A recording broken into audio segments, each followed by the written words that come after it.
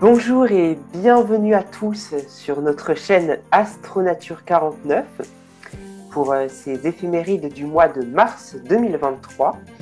Donc en compagnie de nos deux chers astronomes amateurs Mathieu et Pascal. Et donc pour ce mois-ci, nous avons prévu de nous diriger vers l'astéroïde Cérès. Cérès qui va passer en opposition le 20 mars. Et donc, je laisse la parole à Pascal pour nous donner quelques détails.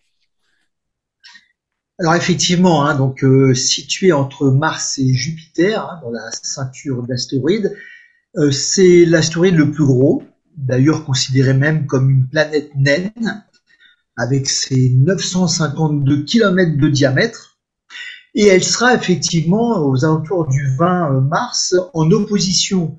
Alors qu'appelle-t-on à l'opposition en astronomie? Eh bien, c'est tout simplement qu'elle va être alignée avec la Terre et le Soleil. Donc c'est le moment idéal, effectivement, pour l'observer. Idéal ne veut pas dire d'ailleurs facile à observer, comme d'ailleurs va très justement nous l'expliquer Mathieu, et peut-être que d'ailleurs il va nous donner quelques tuyaux pour néanmoins l'apercevoir, alors que quand bien même le moment idéal sera aux alentours de 1 heure du matin. Qu'est-ce que tu en penses, Mathieu? Oui, et justement, on va parler de l'observation de Cérès, l'observation pratique de Cérès, et notamment sa géolocalisation. Alors, où se trouve l'astéroïde donc ce 20 mars et tout au long du mois de mars d'ailleurs? Eh bien, dans la constellation de la chevelure de Bérénice.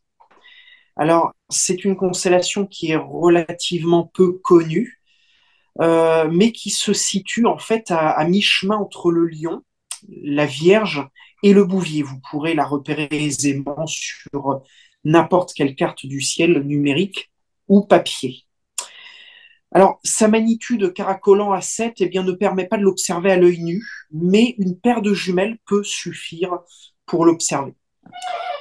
Son éclat apparent sera d'autant plus confortable que l'on monte en diamètre. Toutefois, sa surface reste hors de portée même des plus gros instruments, son diamètre apparent ne dépassant pas 0,8 secondes d'arc.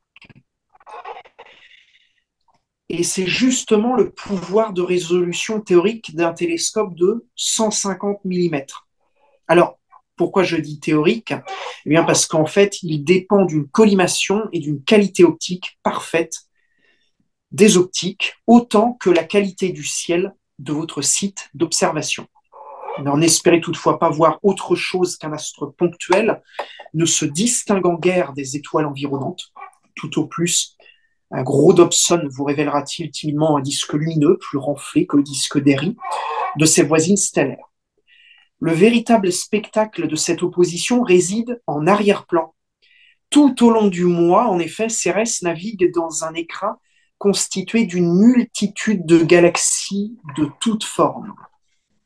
Il s'agit de l'amas de la Vierge, dans lequel on trouve d'ailleurs la très populaire chaîne de Markarian. Cérès en passe à moins de 2 degrés, l'occasion d'une double observation remarquable. Alors là encore, le diamètre compte. Un gros Dobson vous perdra dans cette foule de galaxies vaporeuses. Mieux encore, et c'est un événement exceptionnel d'ailleurs, dans la nuit du 27 au 28 mars, Cérès passe devant les bras spiraux de la galaxie Messier 100, M100. Alors, le noyau galactique est déjà perceptible aux jumelles, mais mieux vaudra un bon télescope pour distinguer ces fameux bras spiraux. Alors, l'occasion de faire un constat. En l'espace de quelques minutes, l'astéroïde a légèrement bougé sur le fond du ciel. Et pour cause, son déplacement en l'espace de 48 heures est de 0,5 degrés, soit le diamètre apparent de la Lune. Alors la photo sera un plus pour confirmer ce déplacement net au fil des heures, mais aussi et surtout pour mettre en valeur la planète naine parmi les innombrables galaxies de la Vierge. Et voilà, donc merci de nous avoir parlé de cette opposition de Cérès. Donc, une observation intéressante à effectuer si vous en avez l'occasion et si vous avez le matériel nécessaire, bien sûr. En tout cas, nous allons continuer avec toujours et le vin. Nous allons vous parler du marathon de Messier. Alors, Mathieu, de quoi on parle exactement? Oui, c'est ça. Alors pourquoi marathon de Messier? Eh bien, en fait, ce fameux marathon de Messier consiste à observer les 110 objets du catalogue de Messier, alors qui répertorie les galaxies, les nébuleuses et amas d'étoiles, les plus faciles à voir aux instruments d'amateurs. Et la période idéale, eh bien, c'est la période mars-avril, qui est la meilleure pour ce faire, puisque c'est le seul moment dans l'année où l'on peut tenter de voir la quasi-totalité de ce catalogue au cours d'une seule et même nuit. Alors pourquoi le 20 mars spécifiquement cette année? Eh bien parce que le 20 mars correspond avec la nouvelle lune. Et évidemment, la pollution lumineuse est extrêmement importante pour ce genre d'observation. On rappelle qu'on est sur l'observation du ciel profond. Et donc, la lune est à éviter, bien évidemment, pour faire ce marathon. Donc, ce sera la nouvelle lune le 20 mars. Donc, on s'extirpe évidemment de toute pollution lumineuse pour ces observations. Alors, ce fameux marathon de Messier, ça demande une préparation assez sportive. Il s'agit de définir déjà bien à l'avance l'ordre précis dans lequel chaque cible sera pointée pour optimiser les observations et n'en louper aucune, bien évidemment.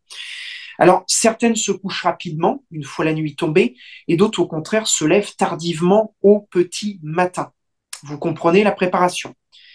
Alors, le défi est sportif car vous ne bénéficierez en moyenne que de quelques minutes pour viser un objet et l'observer. Alors, je dis observer, mais observer sera souvent un grand mot parce qu'il serait plus approprié de parler de perception ou d'identification au vu du peu de temps que l'on passera sur chaque cible. Alors, certains vont même jusqu'à tenter de photographier chacun d'entre eux. Alors évidemment, il restera difficile de faire mieux que d'arracher une seule brute, mais ça peut également être un défi que vous pouvez vous lancer, surtout si vous avez l'habitude de ce genre de marathon de Messier. Marathon de Messier que je ne conseillerais pas forcément aux débutants parce que c'est quelque chose d'assez difficile. Alors, quelques petits conseils peut-être pour se mettre en place pour ce marathon de Messier. Alors, pour vous faciliter déjà la tâche en visuel, peut-être privilégier une ouverture la plus large possible. Hein, les Dobson, par exemple, capteront un peu plus de lumière. Alors, le repérage et l'observation n'en sera bien évidemment que meilleur. Alors, la question du go-to se pose aussi. Faut-il un go-to ou non pour ce marathon de Messier? Bah, j'ai envie de dire, ça dépend de votre go-to, en fait. Hein. Vous avez intérêt de faire une bonne mise en station, d'avoir un go-to bien calibré. Dans ce cas-là, ce sera un plus. Par contre, si vous avez une mauvaise mise en station, que vous êtes mal étalonné, alors là, ça risque d'être une perte de temps. Mieux vaut y aller à la mano, comme on dit. Hein. Et enfin, dernier conseil, je pense qui est le plus important de tous, mars et avril restent des mois globalement frais. Alors n'oubliez pas la petite laine pour tenir toute la nuit.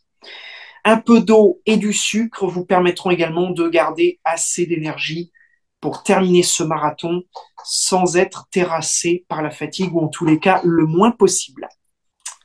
Voilà, bah, merci Mathieu pour ces conseils. Et donc, si vous voulez vous lancer le défi donc, de pouvoir observer tous ces objets, eh bien, n'hésitez pas. En tout cas, donc merci de nous avoir détaillé ces deux événements principaux de ce mois de mars. Et en est toujours le 20, eh bien, nous changerons de saison puisque ce sera l'équinoxe de printemps à 22h24.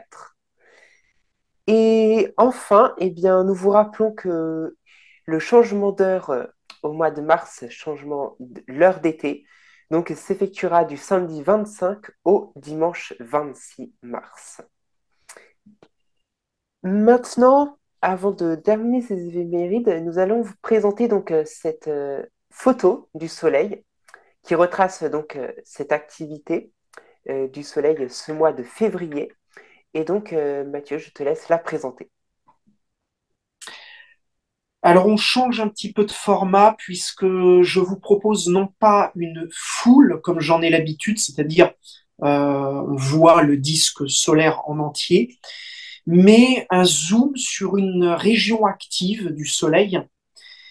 L'occasion est bien de vous montrer ce qu'un télescope bien réglé et avec des conditions d'observation extrêmement bonnes, donc avec un signe plutôt bon, hein, sans être parfait, puisque lorsque j'ai imagé à ce moment-là, ce n'était pas un signe parfait, mais c'était un signe qui était relativement bon malgré tout, eh bien, ce qu'un télescope peut avoir dans le ventre. Donc, j'ai pu aller aux limites quasiment des capacités de mon instrument. C'est une photo qui date donc de la mi-février, une photo qui a été prise donc avec mon habituel télescope Newton de 150 mm d'ouverture, avec une feuille astrosolare OD38, la feuille astrosolare dédiée photo. Le filtre Continuum, donc un filtre qui est centré sur 540 nanomètres, avec une bande passante de 8 nanomètres. Et alors, en soi, l'image n'a rien d'exceptionnel. Hein, quand on la regarde en plein format, on y voit deux taches, hein, deux taches de taille moyenne, pas exceptionnellement grandes. Mais lorsqu'on zoome sur l'image, on se rend compte que l'on voit la granulation solaire, chose que l'on ne voit pas tous les jours dans des conditions normales d'observation. D'où le fait que j'étais dans de bonnes conditions d'observation en cette mi-février. Voilà, donc une photo tout simplement pour vous montrer qu'avec un petit instrument, un matériel relativement léger, eh bien, on peut faire de la, entre guillemets, haute résolution solaire.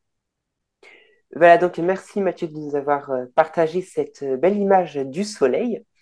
Et justement, puisqu'on a parlé donc de l'activité du soleil, j'ai aussi une photo à vous présenter donc, en rapport avec cette activité, une activité qui a été assez intense sur le soleil fin février, puisque une éruption solaire a provoqué ce qu'on appelle une tempête géomagnétique exceptionnelle, ce qui a donc provoqué ces belles aurores boréales que l'on peut voir sur cette image d'Alexandre Croisier au-dessus donc du mont Saint-Michel, ce qui donne vraiment un magnifique paysage à observer.